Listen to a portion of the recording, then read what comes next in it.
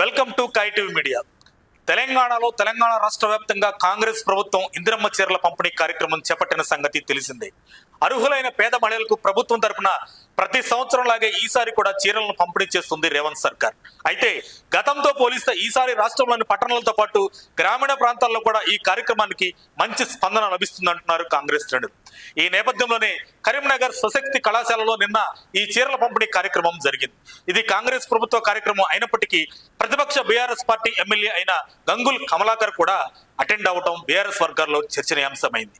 ఇది ఆయన నియోజకవర్గంలో జరుగుతుంది కనుక ఎమ్మెల్యేగా హాజరవడం తప్పు కాదు. కానీ గత 2 ఏళ్లుగా అధికార కాంగ్రెస్ ప్రభుత్వం చేసే ప్రతి పనిని విమర్శించే బీఆర్ఎస్ పార్టీకి చెందిన గంగుల ఈ కాంగ్రెస్ కార్యక్రమంలో హాజరవడంతో పొలిటికల్ సర్కిల్స్ లో ఊహాగానాలు మొదలయ్యాయి.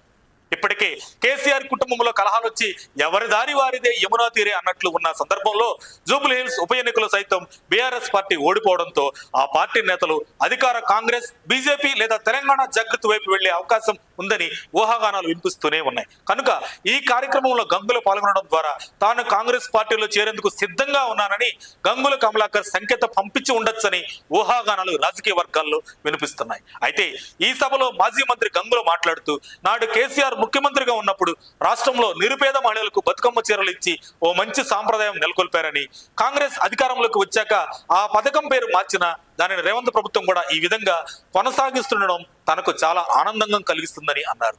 ఈ సందర్భంగా సీఎం రేవంత్ రెడ్డికి అభినందనలు కూడా తెలియజేశారు గంగుల. ఇక మంత్రి పొన్నం ప్రభాకర్ ఇందిర మహిళా శక్తి చీరలు పంపిణీ చేశారు. ఈ సందర్భంగా ఆయన మాట్లాడుతూ రాష్ట్ర ప్రభుత్వం ఇచ్చిన మాట ప్రకారం సంక్షేమ పథకాలను అమలు చేస్తుందన్నారు. ఉచిత బస్సు, ఉచిత విద్యుత్, రేషన్ కార్డులు, సబ్సిడీ గ్యాస్, ఇందిరమ్మ ఇండ్లను అందిస్తుందని పేర్కొన్నారు.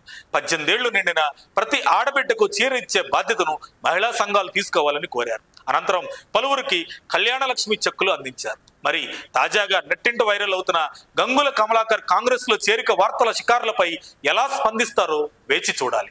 మరిన్ని అప్డేట్స్ కోసం మా కాయ్ టీవీని సబ్స్క్రైబ్ చేసుకోండి. మా వీడియో కనుక మీకు నచ్చినట్లయితే లైక్ చేయండి, షేర్ చేయండి. మీ విలువైన అభిప్రాయాలను కామెంట్ బాక్స్లో తెలియజేయండి.